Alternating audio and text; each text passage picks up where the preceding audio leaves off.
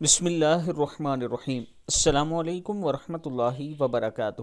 خوش نصیب اور بد نصیب انسان۔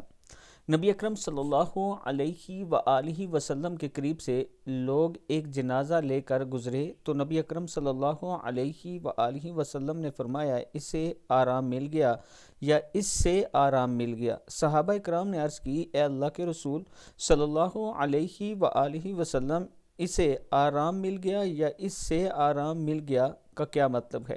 آپ صلی اللہ علیہ وآلہ وسلم نے فرمایا مومن بندہ دنیا کی مشقتوں اور تکلیفوں سے اللہ تعالیٰ کی رحمت میں نجات پا جاتا ہے، اور فاجر بندے سے اللہ تعالیٰ کے بندے شہر، درخت اور چوپائے سب آرام پا جاتے ہیں۔